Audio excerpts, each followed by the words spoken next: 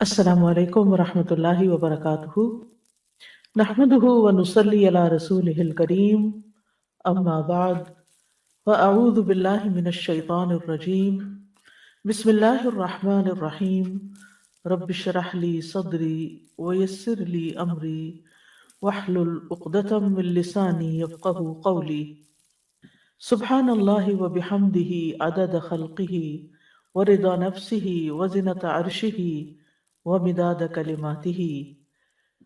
پاکیزگی ہے اللہ کی اور اس کی تعریف کے ساتھ جتنی اس کی مخلوق کی گنتی ہے اور جتنی اس کو پسند ہے، اور جتنا اس کے عرش کا وزن ہے اور جتنی اس کے کلمات کی سیاہی ہے۔ اللہم صلی علی محمد وعلی آل محمد کما صلیت علی ابراہیم وعلی آل ابراہیم انک حمید مجید۔ اللہم بارک علی محمد وعلی آل محمد کما بارکت علی ابراہیم وعلی آل ابراہیم انک حمید مجید۔ آج ہم دنیا اور آخرت کی بھلائی کی دعاؤں کے بارے میں پڑھیں گے۔ دعا ایک عبادت ہے، دعا مومن کا ہتھیار ہے، دعا ایسا لشکر ہے جو کبھی مغلوب نہیں ہوتا۔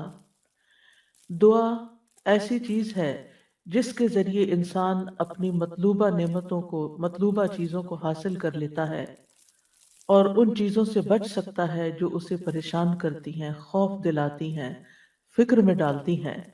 دعا مانگنے کے اعتبار سے لوگوں کی دو قسمیں ہیں۔ ایک وہ قسم ہے جن کے عزائم اور ارادے کم ہوتے ہیں، کمزور ہوتے ہیں، اور وہ صرف دنیا کا حصہ مانگتے ہیں، دنیاوی نصیب والے ہی ہوتے ہیں، ان کا آخرت میں کوئی حصہ نہیں ہوتا۔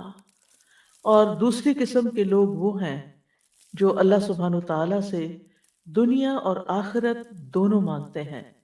یہ وہ لوگ ہیں جن کے عزائم بلند ہیں اور جو بڑی چیز مانگتے ہیں۔ سورۃ البقرہ میں اللہ سبحانہ وتعالیٰ ارشاد فرماتے ہیں، اے ہمارے رب، ہمیں دنیا میں بھی بھلائی عطا فرما اور آخرت میں بھی بھلائی عطا فرما اور ہمیں آگ کے عذاب سے بچا۔ عرب کے لوگ حج سے فراغت کے بعد منا میں میلہ لگاتے تھے اور اپنے آباء و اجداد کے کارناموں کا ذکر کرتے تھے اور اپنی بڑائی کی ڈینگیں مارتے۔ اس پر اللہ تعالیٰ نے فرمایا کہ ایسی باتوں کو چھوڑو جن میں تم اپنا وقت ضائع کرتے تھے، اب اس وقت کو اللہ کی یاد میں، اللہ کے ذکر میں بسر کرو۔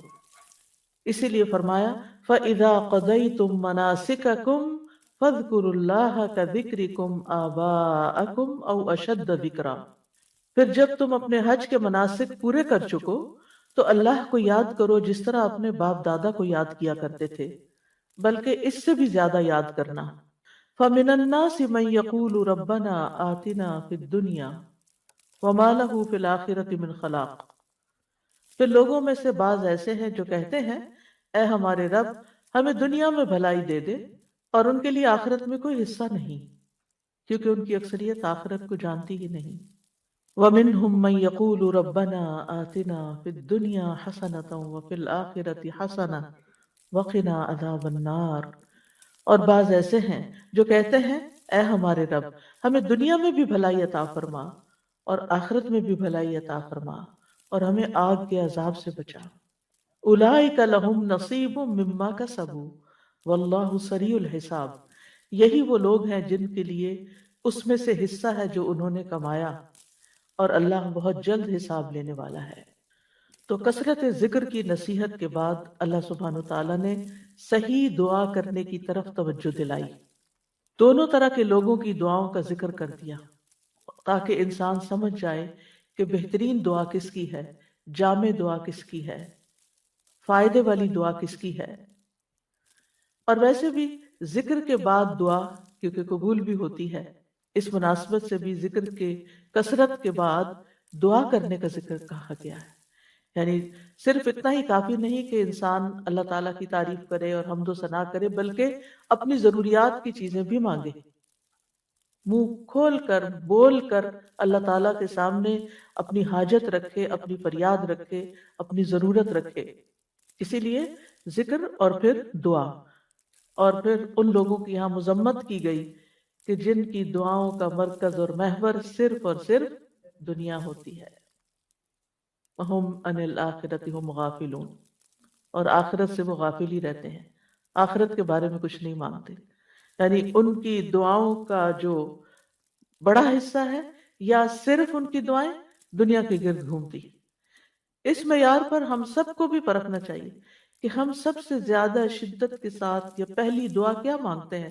اگر ہمیں پتہ چلے کہ یہ قبولیت کا وقت ہے تو ہم سب سے پہلے کیا مانگیں گے. یعنی ہم میں سے ہر ایک کو اپنی اپنی دعاؤں کا جائزہ لینا چاہیے کہ کہیں ہم تو ان لوگوں میں شامل نہیں کہ جو صرف دنیا مانگتے ہیں.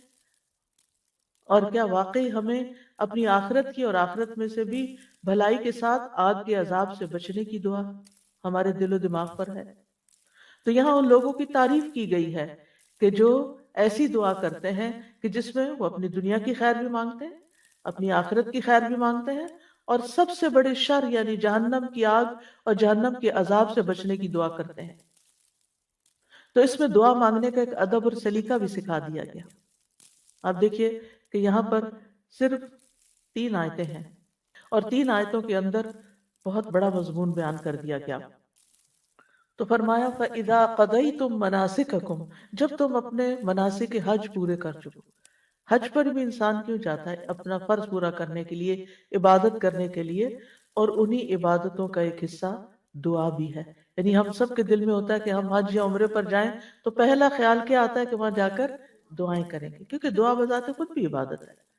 تو جب تم اپنے حج کے مناسک پورے کر چکو اور سارے ریچولز تمہارے پورے ہو جائیں اور تم آرام سے بیٹھو، تو پھر یہ کہ تم اللہ سبحانہ وتعالیٰ کا ذکر کرو.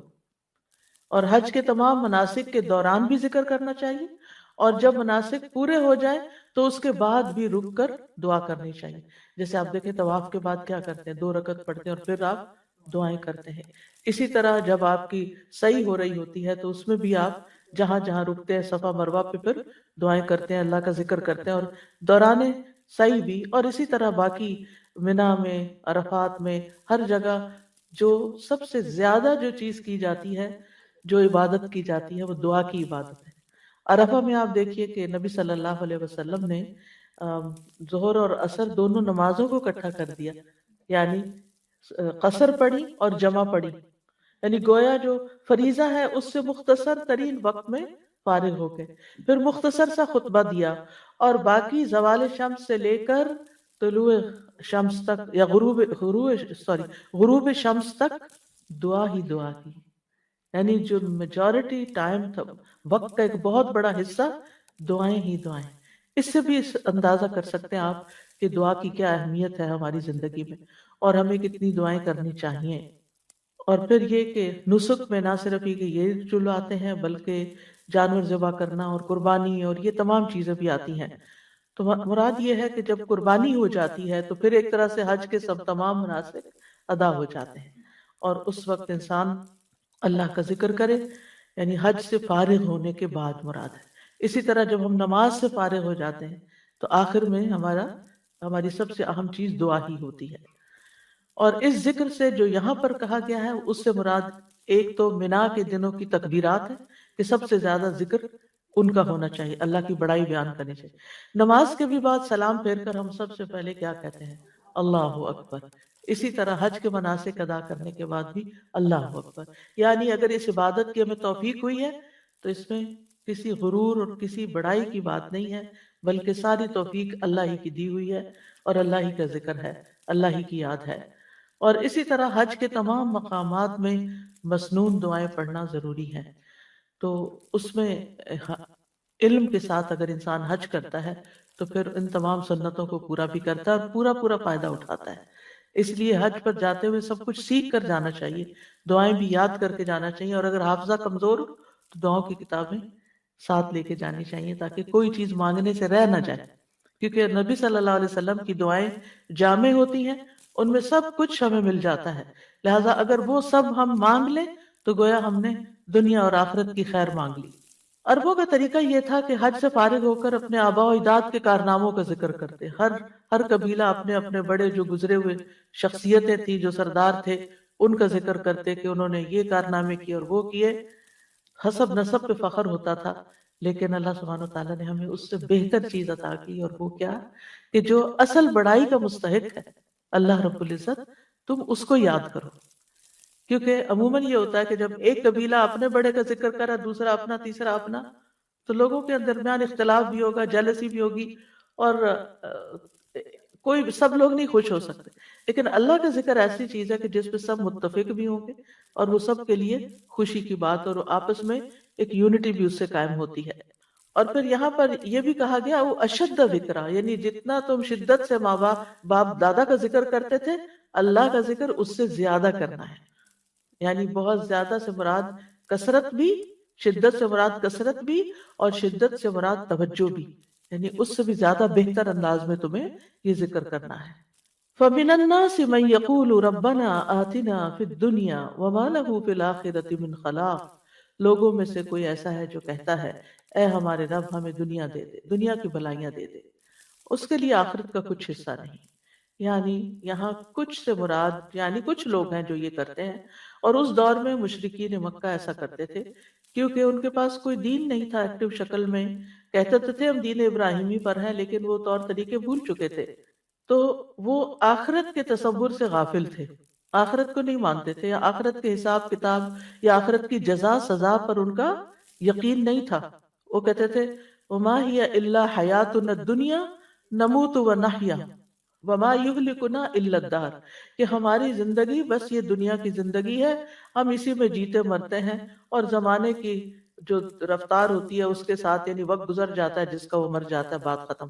لیکن نبی صلی اللہ علیہ وسلم نے آ کر خاص طور پر مکی صورتوں کے اندر سب سے زیادہ جس عقیدے کو انسٹل کیا وہ توحید اور آخرت پر ایمان کا تھا، اور اس طرح ان کو صرف دنیا نہیں بلکہ ہماری وہ زندگی جس میں ہمیں ہمیشہ رہنا ہے اس کی بھلائیاں مانگنے کا سبق سکھا دیا گیا۔ ابن عباس کہتے ہیں کہ کچھ عرب مواقف پہ، یعنی عرفات یا حج کے مشاعر میں آتے اور کہتے اے اللہ اس سال کو بارش، خوشحالی اور اچھی اولاد کے حصول کا سال بنا دے۔ آخرت کی بہتری سے متعلق وہ کوئی دعا نہیں کرتے تھے، تو اللہ تعالیٰ نے ان کے بارے میں یہ آیت نازل فرمائی۔ امام بغوی کہتے ہیں کہ اللہ نے اس سے مشرکین مراد لیے ہیں وہ حج کے موقع پر اللہ تعالیٰ سے دنیا کے سوا کچھ نہیں مانگتے تھے۔ وہ کہتے تھے یا اللہ ہمیں بکریاں، اونٹ، گائے اور غلام عطا کر۔ ان کی دنیا یہی تھی۔ ایک آدمی کھڑا ہوتا اور کہتا اے میرے رب میرے باپ کا ایک بہت بڑا خیمہ تھا اور اس کے پاس بہت زیادہ مال تھا، تو مجھے بھی ویسا ہی دے جیسے اس کو دیا۔ یہ طریقہ تھا ان کی دعا کرنے کا۔ قتادہ کہتے ہیں یہ ایسا بندہ ہے جس کی نیت صرف دنیا کی ہوتی ہے، یہ دنیا کے لیے خرچ کرتا ہے، اسی کے لیے عمل کرتا ہے، اور اسی کے لیے تھکاوٹ اور مشقت اٹھاتا ہے۔ آخرت اس کے ذہن میں نہیں ہوتی، آخرت کی جزا اور آخرت کا فائدہ۔ وَمَا لَهُ فِي الْآخِرَةِ مِنْ خَلَاقٍ، ایسے لوگوں کا جن کا مطمع نظر، جن کا گول اور جن کی توجہ اور دلچسپیوں کا سارا مرکز صرف دنیا ہے، ایسے لوگوں کے لیے پھر آخرت میں کچھ نہیں، جو آخرت کو بھول کر زندگی گزار رہے ہیں، یعنی غفلت میں پڑے ہوئے ہیں، پھر ان کے لیے آخرت میں کچھ نہیں ہوگا۔ صرف دنیا مانگتے ہیں، دنیا چاہتے ہیں، دنیا کے لیے محنت کرتے ہیں، تو ان کو دنیا ہی ملے گی، اور اگر وہ دین کے کام بھی دنیا کمانے کے لیے کر رہے ہیں تو بس صرف دنیا ہی ملے گی، آخرت نہیں ملے گی۔ قارون کے پاس بہت بڑی دولت تھی، اس کے خزانوں کا حال یہ تھا کہ خزانوں کی کنجیاں، خزانے نہیں، خزانے تو پتہ نہیں پھر کتنے ہوں گے، ان کی کنجیاں طاقتور آدمیوں کی ایک پوری جماعت مشکل سے اٹھا سکتی تھی۔ تو اس دولت کی وجہ سے قارون کے اندر فخر اور گھمنڈ پیدا ہو گیا تھا، تکبر پیدا ہو گیا تھا۔ تو اس وقت کچھ صالح بندوں نے اس کو یہی نصیحت کی تھی کہ دولت پر فخر نہ کرو، بلکہ اللہ نے تجھے جو دیا ہے اس سے آخرت کا طالب بنو، یعنی اس سے اپنی دنیا نہیں آخرت کماؤ، اور دنیا کا بھی حصہ نہ بھولو، یعنی دنیا میں بھی تمہیں جو ملنا ہے مل جائے گا، دنیا سے دنیا کا فائدہ بھی اٹھاؤ، لیکن اس دنیا سے اپنی آخرت کمانا نہ بھولو۔ اور عقل مند انسان وہی ہوتا ہے جو دنیا میں رہتے ہوئے دنیا کی ہر چیز سے اپنی آخرت کمانے کی فکر کرتا ہے۔ یعنی مومن جو ہوتا ہے وہ صرف اکیلے دنیا کی فکر نہیں کرتا۔ مثلا اگر کسی کی اولاد بگڑ جاتی ہے تو وہ صرف یہ دعا نہیں کرتا کہ یا اللہ اس کو دنیا میں فلاں کامیابی عطا کر دے، بلکہ وہ اس کی دنیا سے زیادہ اس کی آخرت کی فکر کرتا ہے۔ اور جس کے سامنے آخرت نہیں ہوتی وہ صرف دنیا کی بات کرتا ہے کہ اگر یہ بچے نے پڑھا نہیں یا بچہ صحیح نہیں ہوا تو پھر اس کی دنیا خراب ہو جائے گی، اس کو کوئی پوچھے گا نہیں، اس کے کوئی کمانے کا ذریعہ نہیں ہوگا، اس یعنی اس کے لیے دنیا تنگ ہو جائے گی۔ اور اس وقت بالکل آخرت ان کے ذہن سے نکلی ہوئی ہوتی ہے کہ دنیا میں بگاڑ کا مقصد صرف دنیا کا بگڑنا نہیں ہے، بلکہ اس سے مراد آخرت کا بگاڑ بھی ہے، یعنی دونوں چیزیں انسان کی بگڑتی ہیں۔ تو مراد اس سے یہ ہے کہ انسان دنیا کی دعا بھی مانگے اور آخرت کی بھی مانگے۔ یعنی دنیا میں انسان کا بہت بڑا حصہ کیا ہے، جس میں وہ حصہ ہے کہ جس سے وہ ابدی زندگی کو حاصل کر لیتا ہے۔ وَمِنْهُمْ مَنْ يَقُولُ رَبَّنَا آتِنَا فِي الدُّنْيَا حَسَنَةً وَفِي الْآخِرَةِ حَسَنَةً وَقِنَا عَذَابَ النَّارِ، اور ان لوگوں میں سے بعض ایسے ہیں جو بلند ارادوں والے ہیں، جو بڑی بات سوچتے ہیں، جن کی سوچ بڑی ہے، جن کا ہورائزن بڑا ہے، وہ دنیا اور آخرت دونوں مانگتے ہیں۔ وہ کہتے ہیں ہمیں دنیا میں بھی بھلائی عطا کر اور آخرت میں بھی بھلائی عطا کر۔ وہ بھلائی جو دنیا میں وہ طلب کرتے ہیں اس میں ہر وہ خیر شامل ہے جس کا ملنا بندے کو پسند ہوتا ہے، یعنی جو بھی آپ کی چاہت ہے دنیا کے اعتبار سے، جس میں خوشگوار وسیع رزق حلال ہے، نیک بیوی یا نیک شوہر ہے، نیک اولاد جسے دیکھ کر آنکھیں ٹھنڈی ہوتی ہوں، آرام اور راحت کی زندگی، نفع مند علم، اعمال صالحہ کی توفیق، یعنی جیسے انسان کو اچھے اچھے کام کرنے کا موقع مل جائے، صدقہ کرنے کا، صلہ رحمی کرنے کا۔ حضرت علی رضی اللہ عنہ کہتے ہیں کہ تم اپنی صحت اور اپنی قوت اور اپنی جوانی اور اپنی دولت کے معاملے میں یہ نہ بھولو کہ تم اس کے ذریعے سے آخرت چاہو، یعنی یہ سب چیزیں کیوں مانگو کہ ہمیں یہ دولت، مال، صحت کیوں ملے، تاکہ ہم اس سے اپنی آخرت کمائیں۔ اور جہاں تک آخرت کا تعلق ہے تو اس سے مراد جنت ہے، للذین احسنوا الحسنى وزیادہ، جن لوگوں نے نیکی کی ان کے لیے نہایت اچھا بدلہ اور کچھ زیادہ بھی ہے۔ قتادہ کہتے ہیں اس سے مراد دنیا میں عافیت ملنا اور آخرت میں عافیت ملنا، یعنی وہ دنیا اور آخرت کی بھلائی کو دو لفظوں میں، یعنی دنیا اور آخرت کی بھلائی کو ایک لفظ سے بیان کرتے، اور وہ کیا ہے؟ عافیت، یعنی جان میں، مال میں، اولاد میں، صحت میں، ہر چیز میں عافیت، کہ انسان نقصان اور شر سے محفوظ ہو جائے۔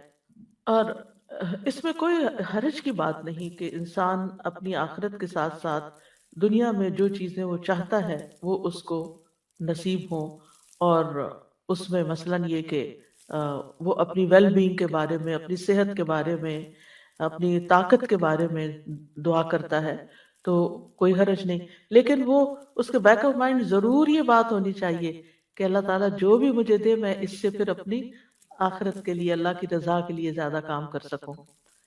اور پھر آپ دیکھیے کہ آخرت میں انسان کا، یعنی جب سے انسان کی موت شروع ہوتی ہے اس سے لے کر رضا اللہ تعالیٰ کے دیدار تک جتنے بھی مرحلے ہیں، اللہ تعالیٰ ان سب کو آسان کر دے۔ یعنی جب ہم آخرت کی بھلائی مانگے تو یہ ساری چیزیں ذہن میں ہوں کہ ہماری موت آسان ہو، ہمارا قبر کا حساب آسان ہو، ہماری قبر کی زندگی نعیم اور راحت والی ہو، ہم قبر سے اٹھے جب حشر میں تو ہمارا حشر کا اٹھنا وہ خوبصورت ہو، اس میں ہمارے اندر اطمینان ہو، کسی قسم کی کوئی گھبراہٹ نہ ہو، اللہ تعالیٰ کی رضا حاصل ہو، اور پھر رب رحیم کا قرب حاصل ہو۔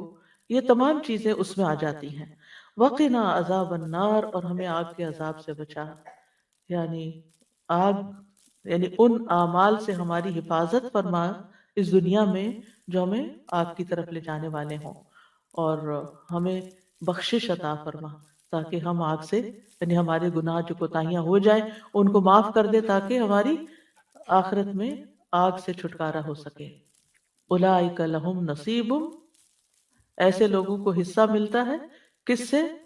مما کسبوا، اس کے مطابق جو انہوں نے کمائی کی، یعنی دنیا کے لیے جو کوشش محنت کرو گے دنیا میں ملے گا، اور آخرت کے لیے جتنی کوشش محنت کرو گے وہاں ملے گا۔ یعنی یہ ساتھ بتا دیا گیا، دعا اپنی جگہ ہے لیکن ساتھ کوشش چاہیے، کیونکہ عام طور پر ہم ایک طرف ہو جاتے ہیں، یا صرف کوشش پہ فوکس کر دیتے ہیں یا صرف دعا پہ فوکس کرتے ہیں، اور تو اس پہ اب آپ دیکھیے کہ کتنی جامع ہے تین آیات، ذکر سے آغاز ہوا، دنیا اور آخرت کی دعا مانگنے کو کہا گیا، بھلائی کی دعا مانگنے کو کہا گیا، آگ کے عذاب سے بچنے کو کہا گیا، اور اس کے ساتھ ساتھ کوشش کی طرف توجہ دلائی گئی۔ اور واللہ سریع الحساب، اللہ بہت جلد حساب لینے والا ہے۔ یعنی اللہ سبحانہ وتعالیٰ کے لیے کچھ بھی مشکل نہیں کہ وہ سارے بندوں کے ایک ایک عمل کا حساب کر دے، ذرے ذرے کا۔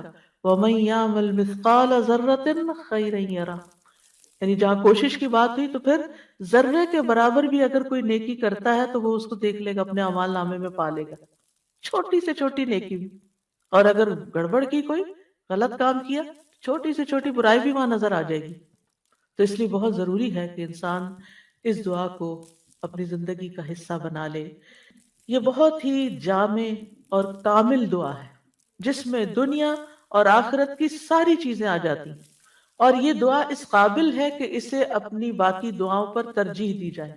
کل جیسے کسی نے سوال کیا تھا کہ بہت ساری دعائیں اکٹھی ہو گئی ہیں اور بہت ساری چیزیں ہو گئی ہیں تو وہ ایک اوور ویلمنگ سچویشن ہو جاتی ہے، تو پھر کیا کریں؟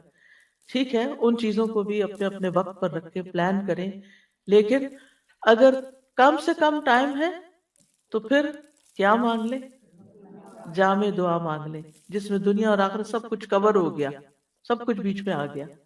نبی صلی اللہ علیہ وسلم اکثر یہی دعا مانگا کرتے تھے اور اس کی ترغیب بھی دیتے تھے۔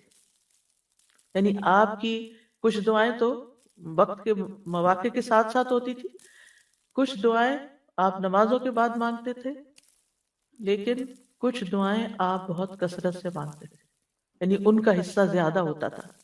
قتادہ نے انس رضی اللہ عنہ سے پوچھا کہ نبی صلی اللہ علیہ وسلم کون سی دعا کثرت سے مانگا کرتے تھے؟ انس رضی اللہ عنہ نے کہا، حضرت انس کی یہ باتیں زیادہ اوتھینٹک اس لیے بھی ہیں کہ وہ آپ کے گھر میں آتے جاتے تھے اور آپ کے تمام امور اور معاملات کو ملاحظہ کرتے رہتے تھے۔ تو حضرت انس نے کہا آپ جو دعا کثرت سے مانگا کرتے تھے وہ یہ تھی، اللہم آتنا فی الدنیا حسنہ وفی الآخرۃ حسنہ وقنا عذاب النار۔ انس رضی اللہ عنہ جب کوئی ایک دعا مانگنا چاہتے تو یہی دعا مانگتے تھے، یعنی جب اتنا ہی وقت ہو کہ آپ ایک دعا صرف مانگ سکیں۔ اور جیسے اذان اور اقامت کے بیچ میں دعا قبول ہوتی ہے، بعض امام صفوں میں کھڑے ہو جاتے ہیں جب نمازی، اس وقت دعا قبول ہوتی ہے، تو پھر یہ کہ نماز شروع ہو جاتی، آپ یہ تھوڑی کہ نماز چھوڑ کے دعائیں کرنا شروع کر دیں، تو ایک چھوٹے سے وقت میں آپ فوراً ربنا آتنا فی الدنیا حسنۃ وفی الآخرۃ حسنۃ وقنا عذاب النار۔ اور خاص طور پر اس وقت جب انسان کو کچھ سمجھ نہیں آ رہی ہوتی، مانگوں کیا، میری بھلائی کس میں ہے، تو پھر انسان بھلائی مانگ لے، دنیا کی بھی اور آخرت کی بھی۔ اور یہ دنیا اور آخرت کی بھلائی کو جمع کرنے والے کلمات ہیں۔ انس بن مالک کہتے ہیں ان سے کہا گیا تمہارے بھائی بصرہ سے آئے ہیں، یعنی کچھ لوگ دوست وغیرہ ملنے کے لیے آئے ہیں۔ وہ اس وقت بصرہ کے کونے میں رہتے تھے، یعنی جس طرح آؤٹ اسکرٹس میں رہتے ہیں، تو اس ڈاؤن ٹاؤن سے یا سٹی سینٹر سے وہ ان کو ملنے کے لیے آئے۔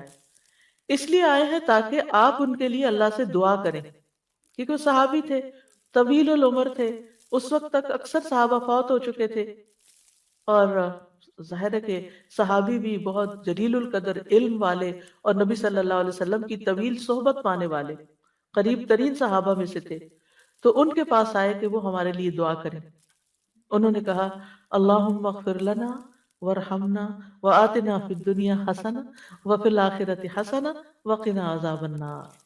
لوگوں نے اس سے زیادہ دعا کی خواہش کی، کچھ اور دعا کریں۔ انہوں نے پھر یہی کہہ دیا، کہا کہ اگر تمہیں یہ مل گیا، یہ دعا قبول ہو گئی، تو تمہیں دنیا اور آخرت کی خیر مل گئی، ساری بھلائی مل گئی، کچھ بھی نہیں چھوٹے گا، پھر بات ہی ختم۔ کتنا خوبصورت ہے ہمارا دین کہ جو ہمیں مختلف مواقع کی مناسبت سے بہترین چیزیں سکھا دیتا ہے، جس میں اتنا بڑا بڑا فائدہ ہے۔ یہ خزانوں کی کنجیاں ہیں، خزانے ہیں یہ، جن کی ہم قدر نہیں کرتے۔ ہم میں سے ہر ایک کو پتا ہے یہ دعا ہے، لیکن کون کتنی تاکید سے مانگتا ہے، بھول جاتے ہیں ہم۔ ہمیں علم ہوتا ہے، ہمیں باتیں پتہ ہوتی ہیں، لیکن پھر وہ آہستہ آہستہ ہمارے عمل سے نکل جاتی ہیں۔ ایک دفعہ سنتے ہیں، شروع کرتے ہیں، پھر کچھ دنوں میں کوئی اور چیز اوپر آ جاتی ہے، پھر وہ نکل جاتی ہے۔ ایسی چیزوں کو پکڑ کے رکھنا چاہیے، کہیں ایسے نوٹس لگا دینے چاہیے یا کہیں اپنے یادداشتوں میں لکھ لینا چاہیے کہ یہ مانگنے سے نہیں بھولنا، کیونکہ یہ مل گیا تو سبھی کچھ مل گیا۔ اور آپ دیکھیے کہ وقت کے ساتھ ساتھ زندگی کتنی مصروفیت کا شکار ہو گئی ہے، اور کتنے زیادہ کام ہو، یعنی جتنی سہولتیں زیادہ ہو گئی ہیں اتنی مصروفیت زیادہ بڑھ گئی۔ آج سے 100 سال پہلے کا شخص شاید اتنا ٹینس نہ ہوتا ہو جتنا ہم ہر وقت ٹینس رہتے ہیں، کیونکہ ایک کام ختم نہیں ہوتا اور ایک اور سام کرنے کا دھیان لگا رہتا ہے، اور بھاگم دوڑ لگی رہتی ہے۔ اور اگر ہم کسی کرسی پر بھی بیٹھے ہوئے نا تو دماغ ہمارا دوڑ رہا ہوتا ہے نا، یہ بھی کرنا، یہ بھی کرنا، یہ بھی کرنا ہے، وہ بھی ہونا ہے۔ تو ایسے میں پھر واقعی ذکر کے لیے بھی بعض اوقات ٹائم کم رہ جاتا ہے، اور دعاؤں کے لیے بھی، اور خاص طور پر بچوں والی مائیں، جو چھوٹے بچوں والی، وہ تو ہارڈلی نماز کے اندر یا نماز کے باہر کوئی دعائیں مانگ سکتی ہیں، کیونکہ ٹانگوں پہ چمٹے ہوئے ہوتے ہیں، یا آگے آ کے لیٹ جاتے ہیں، یا بڑے بھی ہو جائیں تو جا کے کچن میں کھڑے ہو جاتے ہیں اور آوازیں لگانے لگتے ہیں کہ جلدی آئیں، یا پھر آپ کو یہ ہوتا ہے کہ اگر میں نے وقت پہ نہ اٹھی تو انہوں نے کچھ کام خراب کر دینا۔ آج کل خاص طور پہ افطار کے فوراً بعد مغرب ہوتی ہے، آپ کھجور کھاتے ہیں، پانی پیتے ہیں، نماز شروع کر دیتے ہیں، اب آپ کا دل ہوتا ہے تھوڑا سا سکون سے نماز پڑھیں، لیکن سارے تو ایسے سکون سے نہیں پڑھتے، ان کو تو بھوک لگی ہوتی ہے، پھر آپ کو سرو کرنا ہوتا ہے، تو آپ کو سب کی ٹیک کیئر کرنی ہوتی، پھر اس وقت دل چاہتا ہے کہ کیا مانگ لیں، جلدی کچھ تو مانگے، کیونکہ سارے دن کے روزے کے بعد اس نماز کی کیفیت بھی بڑی اچھی ہوتی ہے۔ تو اس وقت یہ دعا مانگ کے اٹھ جائے، لمبی نہ مانگے کہ گھر والے ناراض ہونے لگے۔ تو بہت سے اوقات ایسے ہوتے ہیں کہ جس میں ہمارے پاس کوئی نیکی کا کام کرنے کا بہت مختصر سا وقفہ ہوتا ہے، ایسے اوقات کو استعمال کر لیا کریں ایسی جامع دعاؤں کے ساتھ۔ پھر اسی طرح عافیت کی دعا مانگنا، یہ بھی دنیا اور آخرت کی بھلائیاں مانگنے میں سے ہے۔ حضرت انس سے روایت ہے کہ رسول اللہ صلی اللہ علیہ وسلم نے مسلمانوں میں سے ایک ایسے شخص کی، بیمار شخص کی عیادت کی جو لاغر ہو کر چوزے کی طرح ہو گیا تھا، بالکل سکڑ سا گیا۔ تو رسول اللہ صلی اللہ علیہ وسلم نے اس سے فرمایا، کیا تم اللہ سے کسی چیز کی دعا کرتے تھے یا اس سے کچھ مانگا کرتے تھے؟ اس نے کہا، جی ہاں، میں کہتا تھا، اے اللہ، تو مجھے آخرت میں جو سزا دینے والا ہے وہ دنیا میں ہی دے دے۔ اس پر رسول اللہ صلی اللہ علیہ وسلم نے فرمایا، سبحان اللہ، تم میں اتنی طاقت نہیں، تم اس کی استطاعت نہیں رکھتے، تم نے یہ کیوں نہ کہا، اللہم آتنا فی الدنیا حسنۃ وفی الآخرۃ حسنہ وقنا عذاب النار۔ یاد رکھیے یہ دعا نبی صلی اللہ علیہ وسلم سے اللہم کے ساتھ آتی ہے اور قرآن میں ربنا کے ساتھ آتی ہے۔ ان دونوں میں سے جو بھی آپ، کیونکہ یہ نہ ہو کہ پھر آپ پوچھیں یہ پڑھیں یا وہ پڑھیں، جو بھی آپ کا دل چاہے پڑھیں۔ پھر آپ صلی اللہ علیہ وسلم نے اس شخص کے لیے دعا کی جو اتنا کمزور ہو گیا تھا، تو اللہ تعالیٰ نے اس کو شفا عطا کر دی۔ یہ دعا اس لحاظ سے بھی بڑی اہم ہے کہ رکن یمانی اور حجر اسود کے درمیان مانگی جاتی، چھوٹا تھوڑا سا فاصلہ ہوتا ہے نا، رش ہو تو الحمدللہ بڑا بھی ہو جاتا ہے، لیکن ویسے وہ تھوڑی سی جگہ ہوتی، تو اس میں انسان اگر پوری توجہ کے ساتھ یہ دعا مانگ لیتا ہے تو گویا وہ سب کچھ مانگ لیتا ہے۔ اب دیکھیں ہمارے دین نے ہم سب کے لیے، ہم جیسے کمزور لوگوں کے لیے کتنی رعایت اور سہولت رکھی ہے، جن کے حافظے کمزور ہوں، جنہیں بہت ساری دعائیں یاد نہ ہوں، جو بہت کچھ نہ مانگ سکتے ہوں، وہ کم از کم اتنی دعا یاد کر کے چلے جائیں۔ یہ تو ہر حاجی پہ کر سکتا ہے، یعنی ان پڑھ سے ان پڑھ، کمزور سے کمزور حافظے والا ایک یہ دعا سیکھ کے چلا جائے اور یہ بھی مانگتا رہے تو گویا سبھی کچھ اس نے مانگ لیا۔ ابن رجب کہتے ہیں کہ سلف صالحین ایام تشریق میں اس دعا کو کثرت سے مانگنا پسند کرتے تھے، یعنی جب کہ حج کے مناسک ختم ہو جاتے تھے اور یعنی منا کے دنوں کے جو باقی دن ہوتے ہیں۔ اور عطا کہتے ہیں کہ جو شخص بھی حج کر کے اپنے وطن واپس جانے لگے اور جب وہ اپنے اہل و عیال کی طرف متوجہ ہو تو یہی دعا پڑھے۔ امام نووی کہتے ہیں یہ دعا مطلق ہے، اس کی کوئی حد نہیں، تو یہ دعا ہر وقت اور ہر لمحے کی جا سکتی ہے، اٹھتے بیٹھتے چلتے پھرتے یہی مانگ سکتے ہیں۔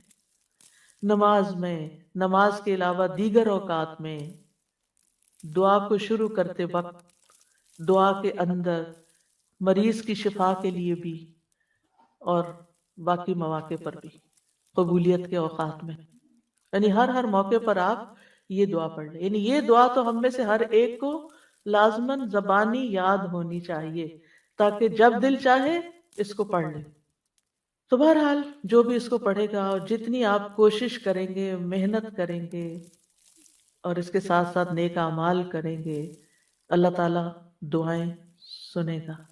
اور پھر آپ دیکھیے کہ اس سے یہ بھی پتہ چلتا ہے کہ اللہ تعالیٰ ہر ایک کی سنتا ہے.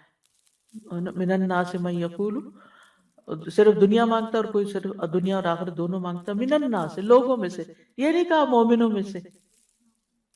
جو بھی مانگے گا اس کو ملے گا. لیکن آخرت کی بلائیاں تو جو آخرت پر ایمان رکھتا ہے اسی کو ہی نصیب ہوگی. بہرحال اللہ سبحانہ وتعالی بندوں سے جلد حساب لینے والا ہے، اور یعنی کہ قیامت کے دن بیک وقت وہ سب سے حساب لے سکتا ہے. اللہ کی قدرت بہت بڑی ہے، اور دنیا میں بھی اس کو بندوں کا حساب لیتے ہوئے دیر نہیں لگتی. اس لیے ہر موقع پر، ہر تکلیف کے موقع پر اسی کی طرف پلٹنا چاہیے. اس دعا سے ایک اور بات بھی پتہ چلتی ہے کہ دنیا سے زیادہ آخرت کا حصہ ہے اس دعا میں. دعا کا ایک حصہ ربنا آتنا فی الدنیا حسنہ، اور دوسرا حصہ وفی الآخرت حسنہ وقنا عذاب النار. آخرت کے لیے دو چیزیں مانگی گئی ہیں. پھر آپ دیکھیے ربنا کہہ کر دعا شروع کی گئی ہے، یعنی اللہ تعالیٰ کے نام الرب کے ساتھ، اس کی صفت ربوبیت کے ساتھ. اور پھر اس دعا سے یہ بھی پتہ چلتا ہے کہ مانگنے والا جو ہے وہ بلند عزائم رکھتا ہے، بڑی سوچ کا مالک ہے. یہ بھی یاد رکھیے کہ آخرت کے ساتھ ساتھ دنیا مانگنے میں کوئی برائی نہیں ہے، کہ ہمیں خود سکھا دیا گیا ہے. یعنی بعض لوگ ایکسٹریمسٹ ہوتے ہیں، وہ جب دین کی بات کرتے ہیں تو دنیا کو بالکل بھول جاتے ہیں. اور بعض لوگ آئیڈیلسٹ ہوتے ہیں، دنیا بھی آئیڈیل ہو جائے اور آخرت بھی. تو بات یہ ہے کہ دنیا کبھی بھی آئیڈیل نہیں ہو سکتی. دنیا جو ہے، دنیا تو دب سی دنیا ہے، گھٹیا ہے، کم تر ہے. وہ آخرت کے مقابلے میں تو پانی کا قطرہ بھی نہیں ہے. تو اس لیے یہاں انسان کو جو کچھ ملا ہے وہ دراصل آخرت کمانے کے لیے ملا ہے. یعنی آپ دنیا میں اچھی صحت، مال، رزق، ہر چیز کیوں مانگے؟ تاکہ یہ چیزیں زیادہ ہوں گی تو اس سے آپ کی آخرت میں زیادہ کنٹریبیوشن ہو سکے گی.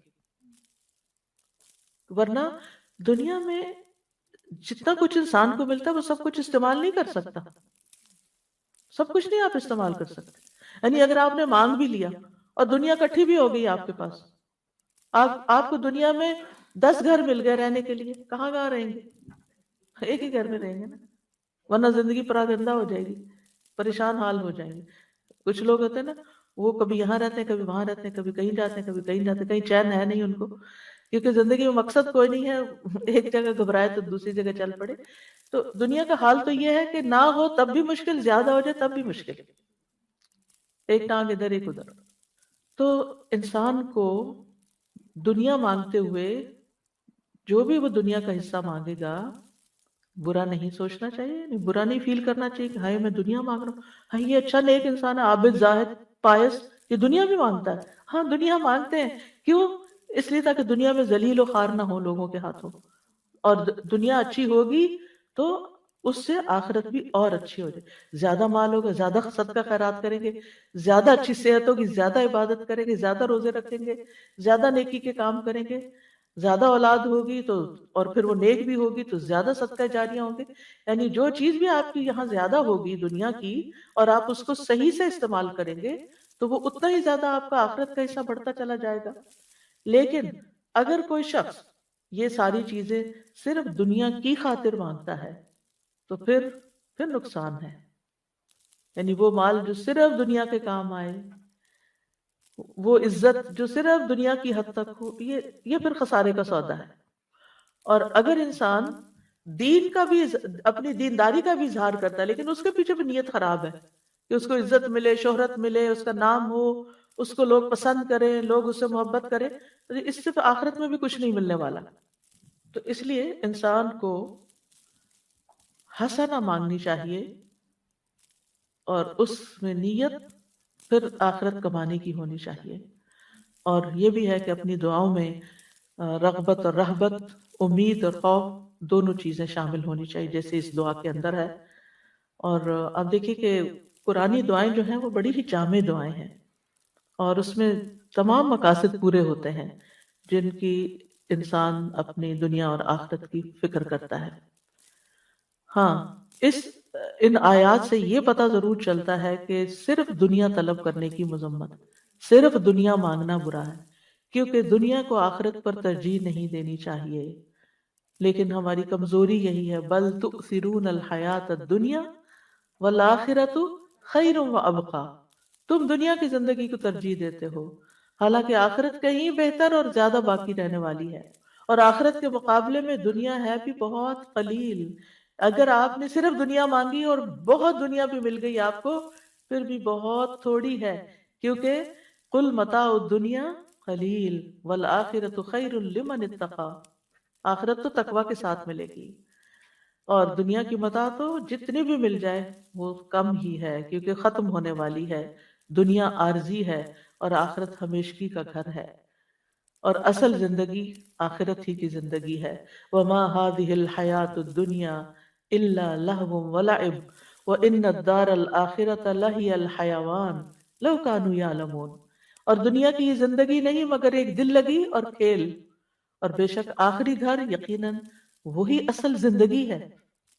یعنی دنیا میں 100 سال بھی مل جائیں تب بھی ختم ہو جائیں گے، لیکن آخرت میں زندگی کبھی ختم نہیں ہوگی، زندگی تو وہ ہے جو کل شروع ہوگی، یقیناً وہی اصل زندگی ہے۔ لو کانوا یعلمون، کاش وہ جانتے ہوتے۔ انسان دنیا کے تھوڑے متاع پہ خوش ہو جاتا ہے، چھوٹی سی کوئی کامیابی ملتی ہے، چھوٹی سی کوئی چیز مل جاتی، آپے سے باہر ہونے لگتا ہے، گھمنڈ کرنے لگتا ہے۔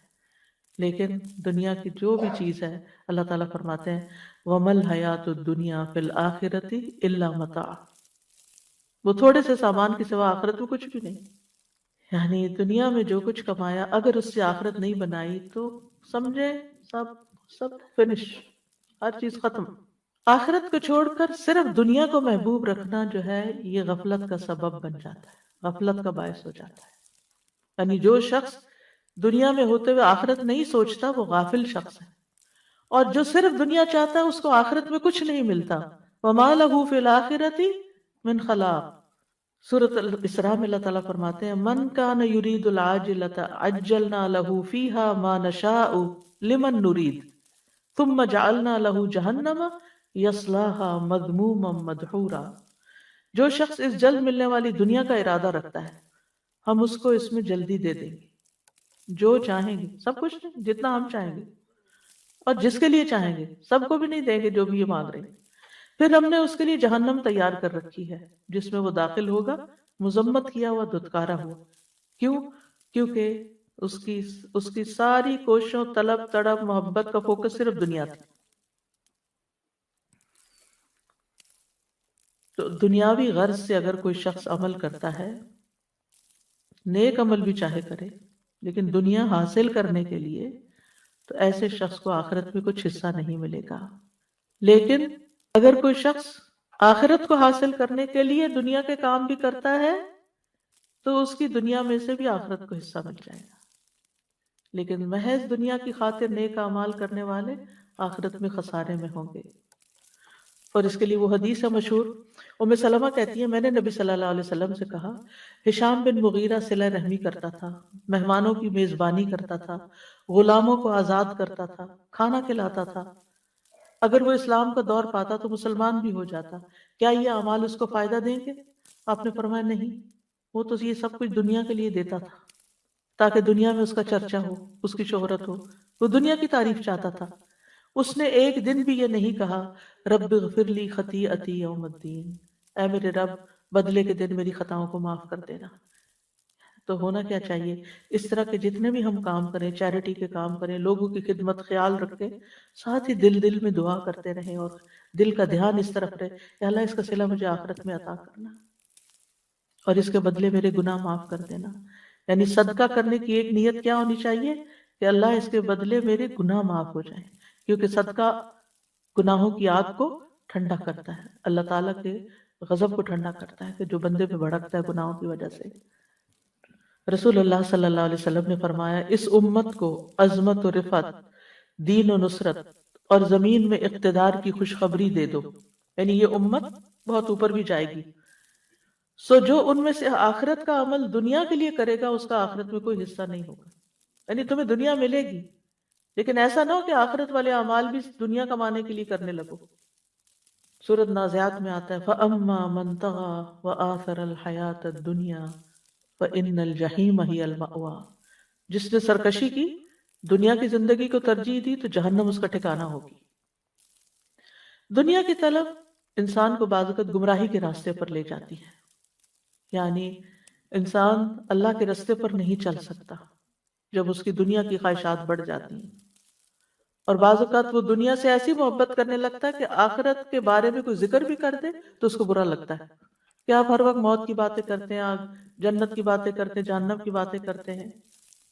تو محض دنیا طلب کرنے سے آخرت کا نقصان ہو جاتا ہے، دل ٹیڑھے ہونے لگتے ہیں، نیت خراب ہونے لگتی ہے نا انسان کی۔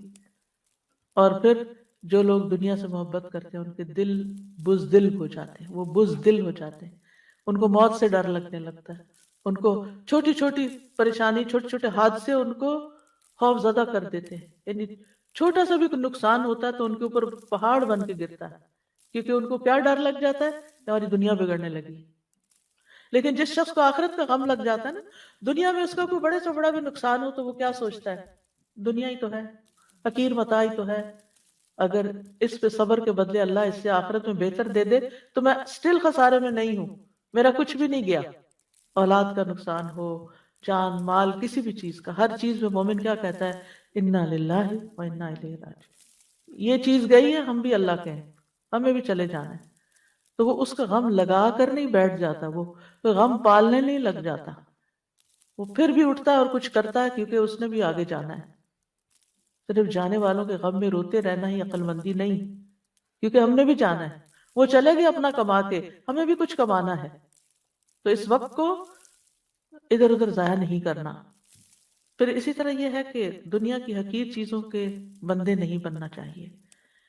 رسول اللہ صلی اللہ علیہ وسلم نے فرمایا، ہلاک ہوا درہم کا بندہ، ہلاک ہوا دینار کا بندہ، ہلاک ہوا منقش چادر کا بندہ، یعنی زیب و زینت والے کپڑے کا شوق، اگر اسے مل جائے تو راضی، نہ ملے تو ناراض، اللہ سے بھی ناراض، بندوں سے بھی ناراض۔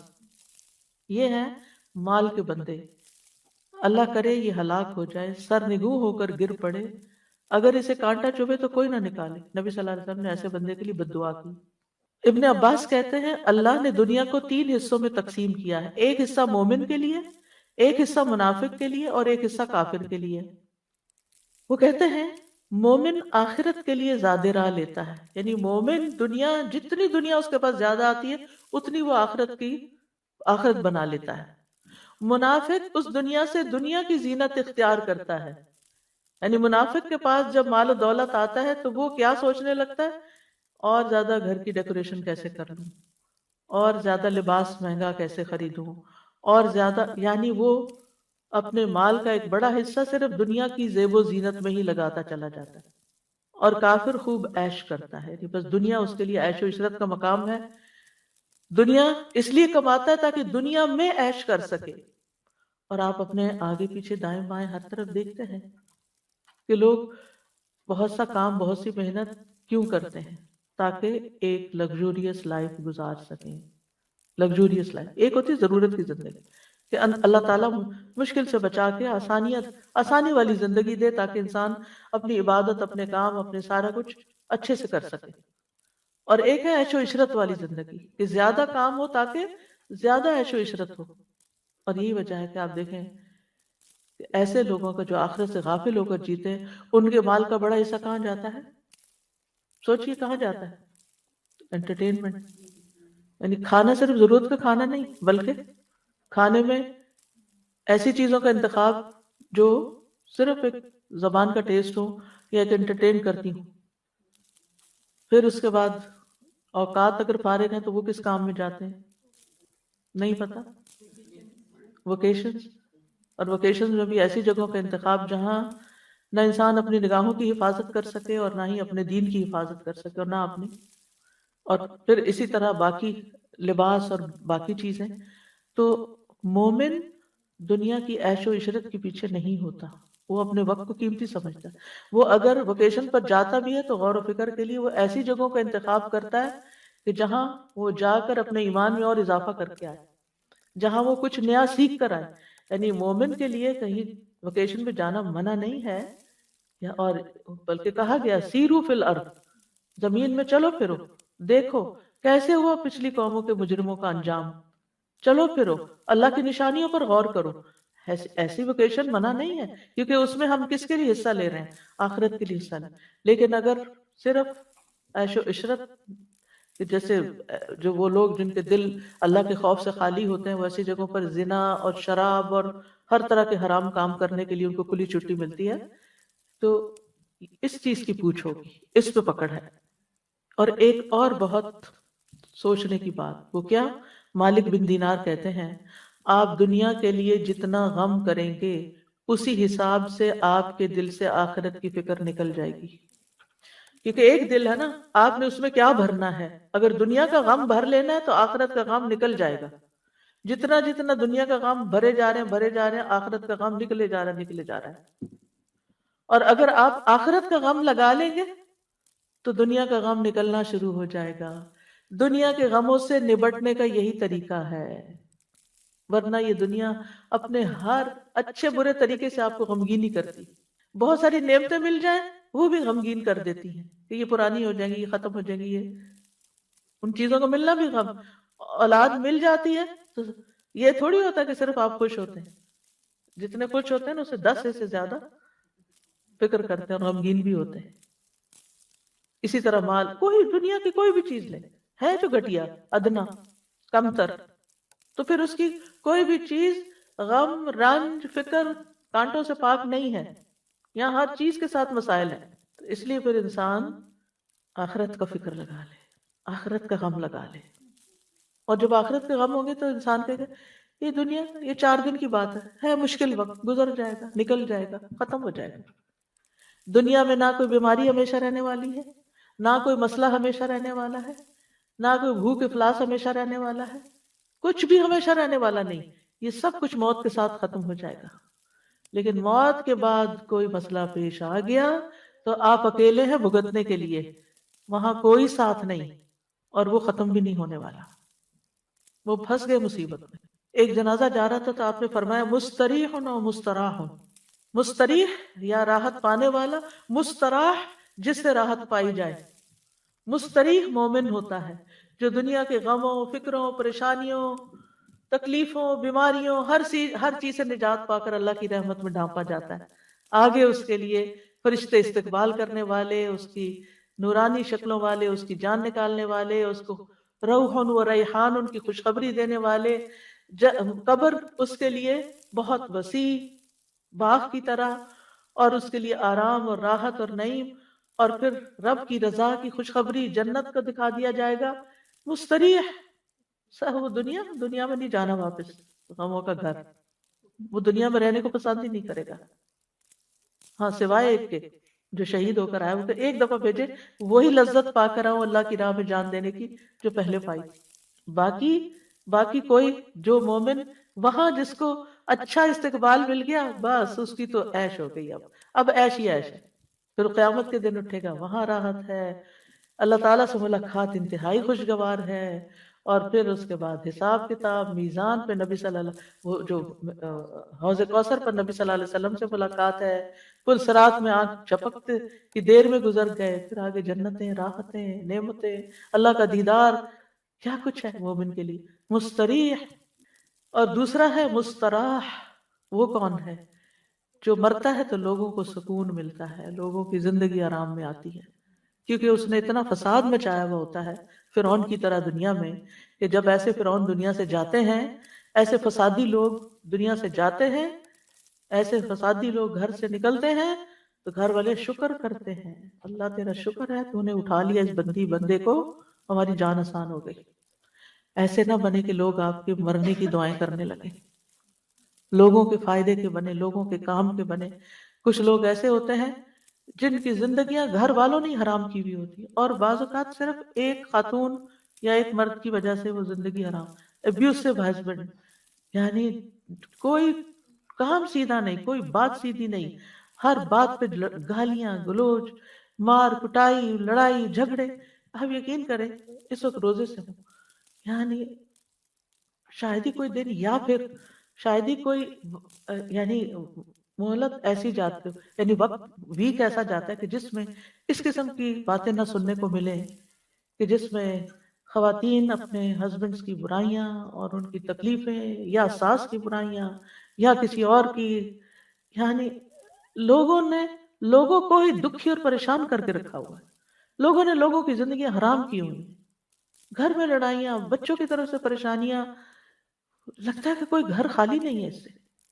لوگوں کو آخرت بھول گئی ہے، اسی لیے وہ اپنی زبان سے دوسروں کو تکلیف دیتے ہیں، اسی لیے وہ دوسروں کے اوپر ظلم ڈالتے ہیں، اسی لیے بدتمیزی اور بد اخلاقی کرتے ہیں کہ کوئی ان کو پوچھنے والا نہیں ہے. اگر انہیں اللہ کا ڈر ہو، اللہ کا تقویٰ ہو، انہیں فکر ہو کہ قبر میں بھی جانا ہے، فرشتے نے جان لینے بھی آنا ہے، اور ایسا بے بس ہو کے پڑا ہوگا کہ کوئی بھی مدد نہیں کرے گا، تو رہ جائے گا یہ سارا دنیا کا ساز و سامان. بعض اوقات صرف مال کے پیچھے جھگڑے ہیں، بہن بھائی خون کے رشتے آپس میں کٹے ہوئے اور ایک دوسرے پہ مقدمے کر رہے ہیں، ایک دوسرے سے لڑائیاں کر رہے ہیں. یعنی حد ہی ہو گئی ہے فتنے فساد کی کہ آپ جدھر نظر اٹھا کے دیکھتے ہیں، جس بندے کے پاس بیٹھتے ہیں وہیں کوئی نہ کوئی ایسے ظلم کی داستانیں ہیں. ہم کدھر کو جا رہے ہیں؟ ہم کیا کر رہے ہیں؟ ہمیں اپنی آخرت بھولی ہوئی ہے، اس لیے یہ سب کچھ ہے. چھوٹے سے دنیا کے حقیر مال و متاع کے لیے آپس کی لڑائیاں ہو رہی ہیں. تو بہرحال جو دنیا کا غم لگاتا ہے وہ آخرت سے غافل ہو جاتا ہے، اور جو آخرت کا غم لگاتا ہے وہ دنیا کے غم سے آزاد ہو جاتا ہے. اور خاص طور پر جو ہی موت آتی ہے مستریح. اس لیے مومن جو ہے وہ موت کی تیاری کرتا ہے، فکر کرتا ہے کہ وہاں پریشانی نہ ہو، لیکن اس کو ایک پل خوشی بھی اندر سے ہوتی ہے کہ جانے سے فائدہ ہی ہے اگر اللہ تعالیٰ لے جاتا ہے. لیکن جو شخص دنیا سے محبت کرتا ہے اس کو دنیا چھوڑنے کا بھی بڑا غم ہے کہ میں دنیا چھوڑ آیا. وہ جس کو میں نے دن رات کمایا، وہ میرے کاروبار، وہ میرے بزنس، وہ میری جابیں، وہ میرے مال، وہ میرا بینک بیلنس، وہ کدھر گیا سب کچھ. یعنی ایک وہ شخص ہے جس کو ڈاکٹر کہتے ہیں بس آپ کے پاس 2 مہینے ہیں، اور اس نے اپنی آخرت کے لیے تیاری کی ہوتی ہے، تو وہ سکون سے ان 2 ماہ کو گزارتا ہے اللہ کا ذکر کرتے، اللہ کا یاد کرتے ہوئے. اور ایک وہ شخص ہے جس نے صرف دنیا میں اپنا سب کچھ لگایا ہوتا ہے، جب اس کو وہ موت کی خوشخبری کوئی دے دیتا ہے کہ اب تو آپ کے پاس گنے چنے دن ہیں، تو اس کو یہ غم پھر بھی کم ہوتا ہے کہ آگے کیا ہونا ہے میرے ساتھ.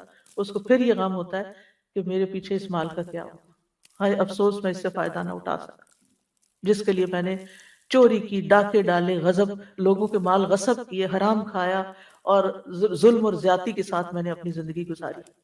تو اس لیے ابھی وقت اور مہلت ہے ہمارے پاس، ہم اپنے رویوں کو ٹھیک کر لیں، ہم صبر سے کام لیں، ہم اپنے اخلاق کو اچھا کر لیں، اور ہم اپنی آخرت کو کسی قیمت پر نہ جانے دیں.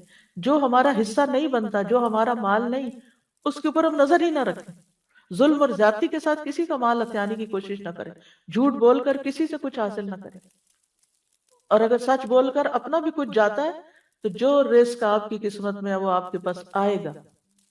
مومن اس وقت تک، مومن کا یہ یقین ہوتا ہے کہ موت اس وقت تک نہیں آئے گی جب تک میں اپنا رزق پورا نہیں کروں. تو بہرحال ہمیں یہ دعا کرتے رہنا چاہیے کہ اللہ دنیا میں بھی اچھا دے، آخرت میں بھی اچھا دے، دونوں جگہ ہماری بھلائی ہو، لیکن آخرت مقصد اول اور دنیا مقصد ثانی ہو. یعنی ترتیب یہ ہو، یعنی اللہ کی رضا، آخرت کا ثواب، اور اس کے ساتھ ساتھ دنیا میں بھی ایک اچھی عزت والی زندگی ہو، آرام والی زندگی ہو کہ جس میں انسان کو فائدہ ہو. اب یہ جو حسنہ ہے نا، تو بعض اوقات ہم سمجھتے ہیں کہ حسنہ سے مراد صرف نعمتوں کا ملنا ہے نا. ہاں، اس کے ساتھ اللہ کی اطاعت کی توفیق ہونا، یہ بہت بڑی حسنہ ہے. مثلاً آپ اپنے والدین کی خدمت گزار ہیں، ان کے فرما بردار ہیں، آپ اپنے گھر میں ایک امن سکون قائم کیے ہوئے ہیں، آپ اپنے شوہر کے مددگار ہیں، آپ اپنے بچوں کی خدمت کرتے ہیں، اور خوش دلی سے.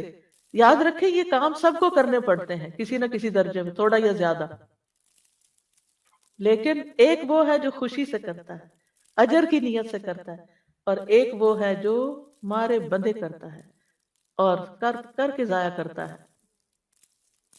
کام کر کے تھک گئے، 4 سنائی اس کو، 4 سنائی اس کو، سب ضائع، کوئی فائدہ نہ ہو. تو یہ حسنہ کیا ہے کہ آپ کو اخلاق حسنہ نصیب ہو.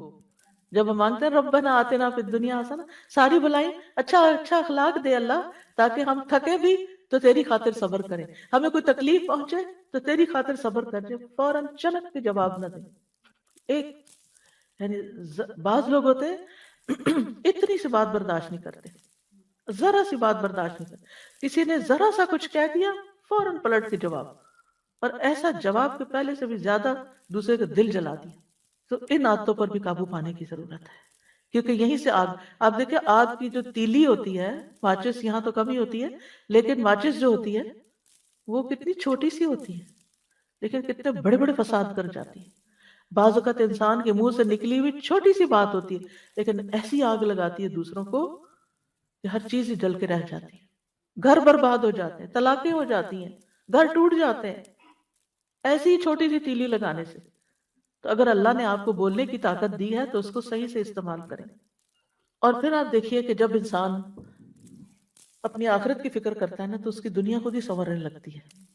جو اللہ کی رضا چاہتا ہے پھر وہ اس کے حالات درست ہونے لگتے ہیں، کیونکہ وہ اللہ کے لیے صبر کر لے گا، وہ اللہ کے لیے کسی کی مدد کر دے گا، وہ اللہ کے لیے ہر کام کرنے کو تیار ہو جائے، اور جو خیر بانٹتا ہے خیر پلٹ پلٹ کے اس کی طرف آتی ہے۔ تو آپ دیکھیے کہ اگر انسان اللہ کی رضا کے لیے اور آخرت کی کامیابی کے لیے مثلا دنیا میں عبادت کرتا ہے، استغفار کرتا ہے کہ اس کے گناہ معاف ہو جائیں، تو اس کے بدلے میں دنیا میں بھی بھلائی ملے گی، دنیا کا رزق بھی ملے گا، اولاد بھی ملے گی، اور باقی چیزیں بھی پائے گا۔ اور اگر کوئی دین کو چھوڑ کر صرف دنیاوی مادی نعمتوں کو دنیا سمجھتا ہے تو وہ ساری چیزیں حسنہ میں نہیں آتی، یعنی پھر وہ ملی آپ کو تو آپ کے لیے شر بھی ہو سکتی، اللہ یہ کہ وہ خیر کے کاموں میں لگے۔ یعنی مثلا اگر آپ صرف استغفار کرتے ہیں دنیا حاصل کرنے کے لیے اور آخرت کا کوئی ارادہ نہیں، تو ہو سکتا ہے کچھ دنیا مل جائے آپ کو کہ آپ کی گناہ معاف ہو، دنیا مل گئی، لیکن آگے والی چیز کہاں گئی؟ تو چاہے استغفار کرنے والے کوئی بھی کام کرنے والے ہوں تو لازماً اس کے نتائج کو ضرور دیکھیں جو اللہ تعالیٰ نے ہمیں بتائے ہیں۔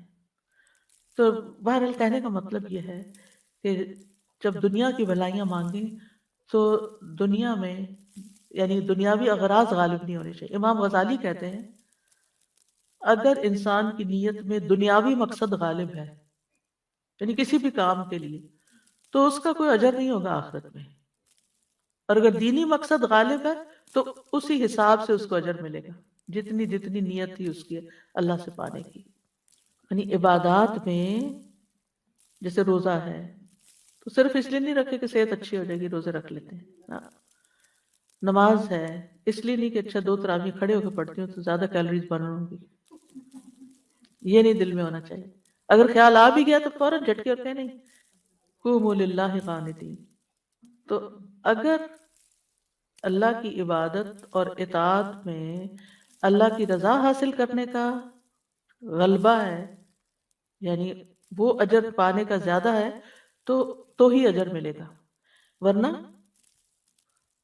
زائد۔ مثلا حجاج کے لیے اجازت ہے کہ وہاں پر بزنس بھی کر لیں، لیس علیکم جناح ان تبتغوا فضلا من ربکم، حج کے لیے جا رہے ہو اگر کوئی کچھ خرید و فروخت کرنی ہے تو کر سکتے ہو، ایسا منع نہیں ہے۔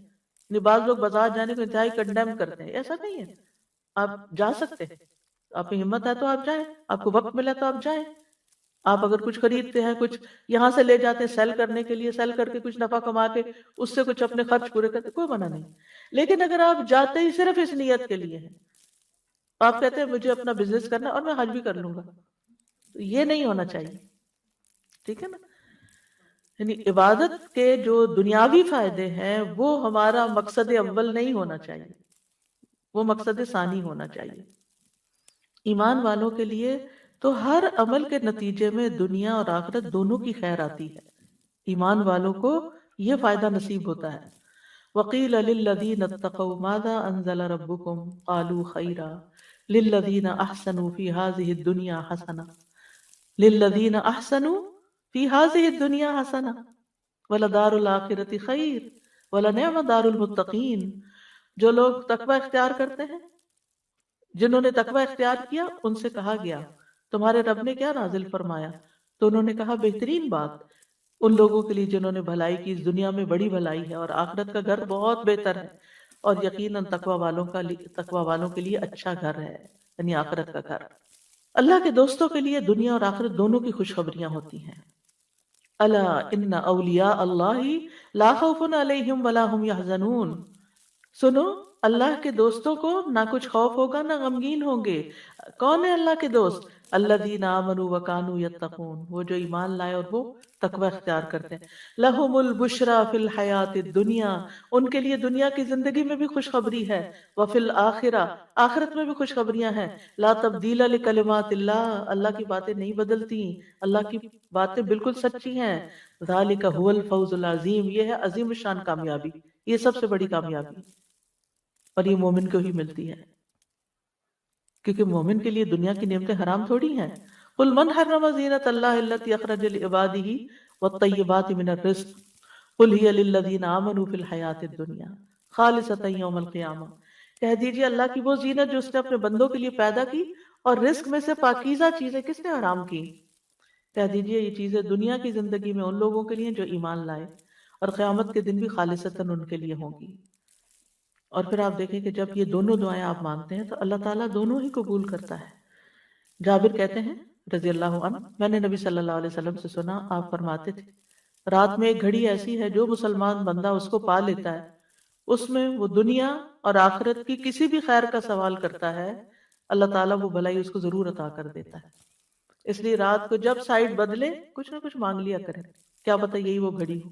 تہجد کے لیے اٹھیں پھر دعائیں مانگیں، یعنی اللہ سے اچھی امید رکھ کر دنیا اور آخرت دونوں ہی۔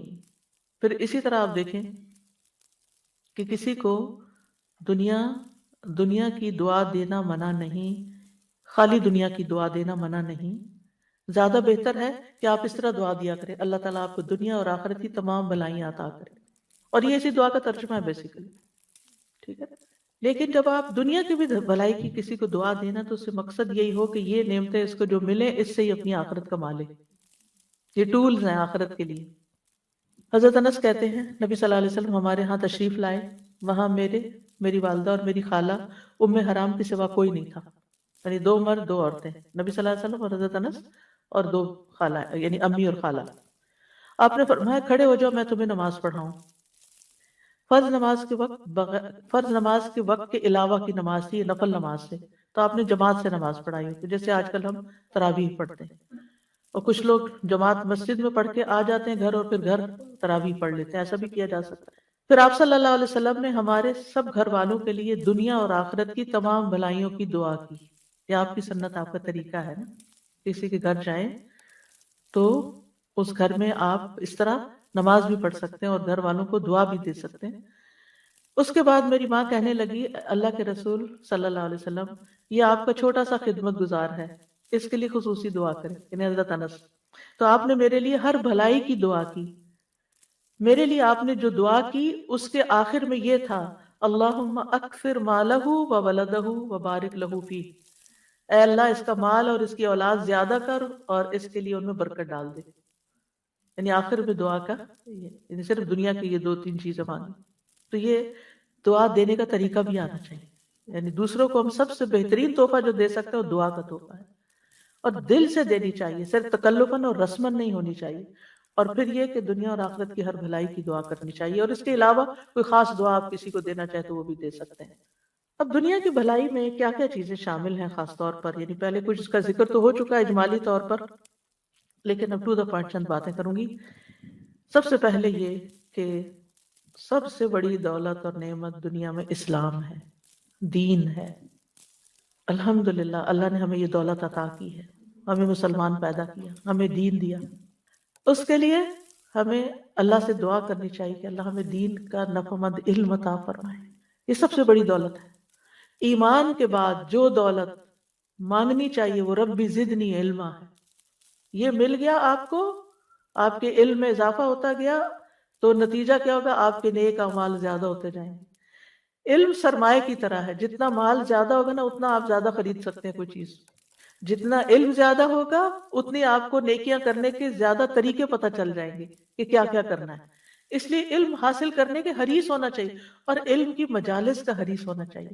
یہ دنیا کی بہت بڑی حسنہ ہے، بہت بڑی بھلائی ہے جس کو یہ نصیب ہو جائے کہ اس کو اللہ تعالیٰ موقع دے دے، وقت دے دے، توفیق دے دے کہ وہ علم کی مجلس میں حاضر ہو جائے اور وہاں سے کچھ لے کے اٹھے، کوئی خزانہ پا کے جائے اور اس پر پھر عمل بھی کرے۔ اس کے بعد سب سے بڑی دولت نیک اعمال کی توفیق ملنا، نبی صلی اللہ علیہ وسلم نے فرمایا نیک عمل کرو، ہر شخص کو ان اعمال کی توفیق دی جاتی ہے جن کے لیے وہ پیدا کیا گیا۔ جو شخص نیک ہوگا اسے نیکوں کے عمل کی توفیق ملی ہوتی ہے، اور جو بدبخت ہوتا ہے اسے بدبختوں کے عمل کی توفیق ملی ہوتی ہے۔ آپ دیکھیں بہت سے لوگ علم رکھتے ہیں مگر عمل کوئی نہیں کرتے، باتیں بہت کرتے ہیں لیکن جب عمل کا وقت آتا ہے انہیں سمجھ ہی نہیں آتی انہوں نے کیا کرنا ہے۔ تو اس لیے حکمت مانگنی چاہیے کہ اللہ ہمیں رائٹ ٹائم پہ رائٹ ڈیسیژن کرنے کا کی توفیق عطا کر، کہ کس وقت کرنا کیا ہے، ہمیں اپرچونٹیز اویل کرنے کی توفیق دے، کیونکہ بعض اوقات ہمارے گھر کے سامنے دریا بہ رہا ہوتا ہے اور ہم پیاسے بیٹھے ہوتے ہیں کیونکہ ہمیں توفیق نہیں ہوتی، ہمیں سمجھ نہیں آ رہی ہوتی کہ یہ بھی خزانہ ہے۔ پھر آپ صلی اللہ علیہ وسلم نے یہ آیت بھی تلاوت کی، فَأَمَّا مَنْ أَعْطَى وَاتَّقَى وَصَدَّقَ بِالْحُسْنَى فَسَنُيَسِّرُهُ لِلْيُسْرَىٰ۔ پھر یہ ہے کہ انسان نیک اعمال، نیک یعنی اچھے علم پر عمل کے ساتھ ساتھ، توفیق مانگنے کے ساتھ ساتھ ہر کام میں اللہ کی مرضی کو تلاش کرے، اس کے مطابق زندگی بسر کرے۔ فرمایا افمن اتبع رضوان اللہ کمن باء بسخط من اللہ ومأواہ جہنم وبئس المصیر ہم درجات عند اللہ واللہ بصیر بما یعملون۔ آل عمران 162 اور 3۔ کیا وہ شخص جو اللہ کی رضا کے پیچھے چلا اس شخص جیسا ہے جو اللہ کی طرف سے کوئی ناراضگی لے کے لوٹا، جس کا ٹھکانہ جہنم ہے اور وہ برا ٹھکانہ ہے؟ یہ لوگ اللہ کے نزدیک مختلف درجات میں ہیں اور اللہ خوب دیکھنے والا ہے جو وہ کر رہے ہیں۔ پھر نعمتوں کو صحیح استعمال کرنے کی توفیق مانگنا کہ اللہ جو تو نے دیا ہے اس کو مجھے اچھی طرح برتنا بھی نصیب فرما، کیونکہ کچھ لوگوں کے پاس بہت کچھ ہوتا ہے انہیں سمجھ ہی نہیں آتی وہ کہاں خرچ کریں، وہ ادھر ادھر پھینکتے رہتے ہیں، فضول چیزوں پہ خرچ کرتے رہتے ہیں، گھر میں بیکار کی چیزیں خرید کر لے آتے ہیں جسے کوئی استعمال نہیں کرتا، ردی کی ٹوکری میں جاتی ہیں یا ایسی جگہ پر جہاں کوئی بھی ان کا خریدار نہیں ہوتا۔ مطلب کیا ہے؟ مطلب یہ کہ پھر سمجھ نہیں ہے نا، عقل نہیں ہے۔ تو نعمتوں کو صحیح استعمال کرنے کی توفیق ملنا بھی حسنہ ہے۔ تندرستی، وقت کا صحیح استعمال، لمحے لمحے کا صحیح استعمال، صرف ٹک ٹاک پر ہی نہیں بیٹھے رہیں کہ ایک کے بعد ایک چیز دیکھتے رہیں، انجوائے کرتے رہیں، صرف سیاست کے اوپر ہی باتیں نہ کرتے رہیں۔ افسوس یہ کہ آج کل اچھے بھلے عقل مند مسلمان جو قرآن پڑھے ہوئے ہیں، دین جانتے ہیں، وہ رمضان کی رحمتوں اور برکتوں سے فائدہ اٹھانے کی بجائے اپنی اپنی شخصیت پرستی میں مبتلا ہو کر اپنی اپنی شخصیتوں کے ترانے پڑھ رہے ہیں یا مخالفوں پر سچے جھوٹے الزام لگا رہے ہیں۔ کیا کما رہے ہیں؟ سوچو کیا کما رہے ہو؟ آپ کی ان باتوں سے کیا آپ کی تقدیر بدل جائے گی؟ کیا بنے گا آپ کا؟ کس قدر خسارے میں ہیں ہم؟ یہ لمحات، یہ گھڑیاں ہم نے گارنٹی لے رکھی ہے کہ اگلے سال ہمیں ملیں گی؟ خبروں پہ خبریں، تبصروں پہ تبصرے، باتوں پہ باتیں، نتیجہ کیا ہے؟ آج سے 1 سال پہلے آج کے دن جو خبریں تھی مشہور، کچھ یاد ہے آپ کو؟ کچھ بھی یاد نہیں۔ اس کا آپ کی زندگی پہ کیا اثر پڑا؟ اور اگر پڑا بھی، اگر کووڈ کی خبریں تھی کوئی اور پڑا بھی تو آپ نے بٹ رہے ہیں نا اکیلے، کسی اور کو کیا اس سے؟ تو شخصیتوں پر باتیں کرنے اور تبصرے کرنے سے مکمل پرہیز کریں۔ الزام تراشی اور کانسپریسی اور یہ اور وہ اور ان سب باتوں سے زبان بند کر، ہمیں کچھ حقائق کا نہیں پتا ہوتا۔ اس دنیا میں بہت کچھ جھوٹ اور ملمہ سازی ہے، اس لیے خاموشی بہتر ہے۔ من سمتا نجا، جو خاموش رہا نجات پا گیا۔ آپ کی ایک بات جو آپ نے سوشل میڈیا پہ غلط کہی اور اس کو 1000 لوگوں نے آگے پھیلا دیا تو کیا ہوگا قیامت کے دن؟ کیسی پکڑ ہوگی کہ وہ 1000 لوگوں کا بھی دین آپ کو پڑ جائے گا۔ تو اس لیے جو کرنے کا کام ہے اس کی طرف توجہ کریں۔ پھر اسی طرح بدن میں عافیت مانگنا، نیک بیوی اور اچھا پڑوسی مانگنا، اچھی سواری اور کشادہ گھر ملنا، یہ بھی انسان کی سعادت مندی کی علامت۔ یہ دعا کرنے میں کہ اللہ مجھے اچھی گاڑی دے، اس سے بہتر دے، اس سے اچھا گھر دے کہ جو میرے لیے زیادہ بہتر ہو تیرے دین کے کام کے لیے۔ پھر اسی طرح جو ملا ہے اس پر قناعت کرنا، اس پر قناعت، کنٹینٹمنٹ، یہ عافیت، یہ چیز انسان کے لیے بھلائی کی ہے۔ پھر صبر اور شکر کرنے والا دل اور ذکر کرنے والی زبان مانگنا، مال کو اچھے کاموں میں خرچ کرنے کی توفیق مانگنا۔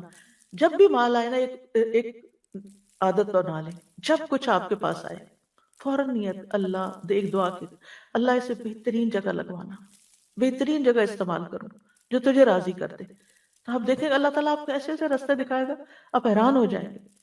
پھر اپنے مال اسباب کو آخرت کے استعمال کی توفیق مانگنا، دنیا کو اس کے جائز حق میں استعمال کرنے کی توفیق مانگنا، اور دنیا کی زندگی سے آخرت کمانے والا بننا۔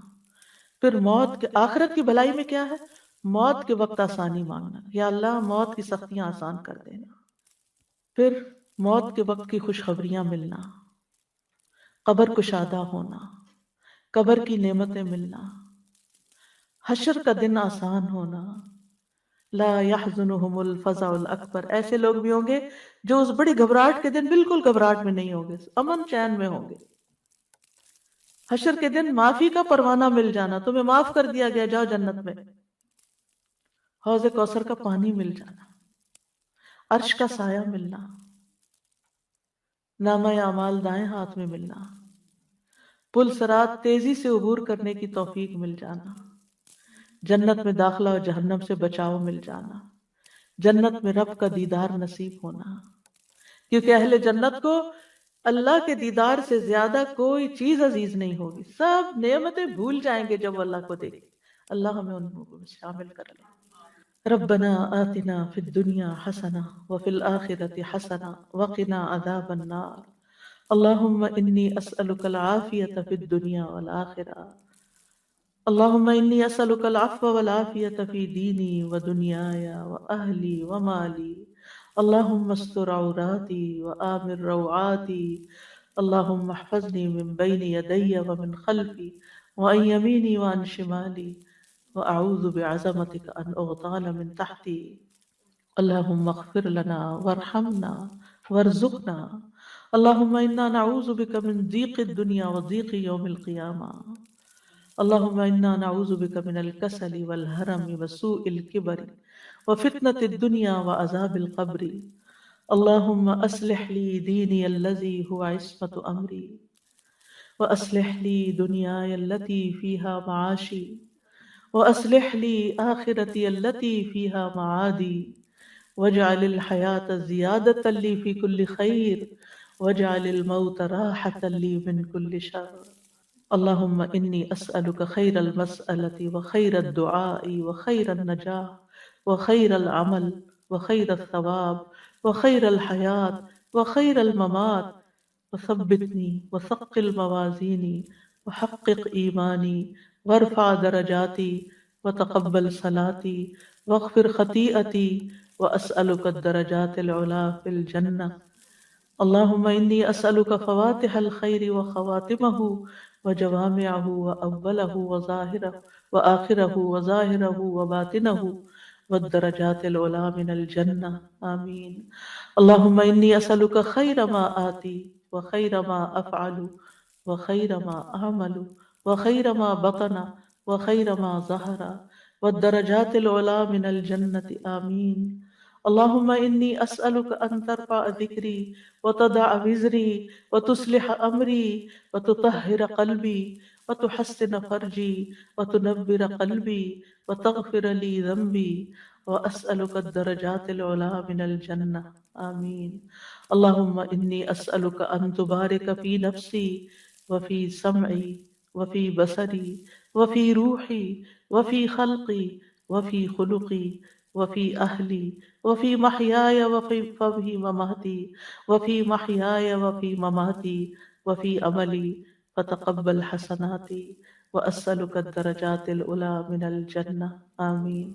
ربنا تقبل منا إنك أنت السميع العليم، وتب علينا إنك أنت التواب الرحيم، وصلى الله تعالى على خير خلقه محمد وعلى آله وأصحابه وأهل بيته أجمعين برحمتك يا أرحم الراحمين.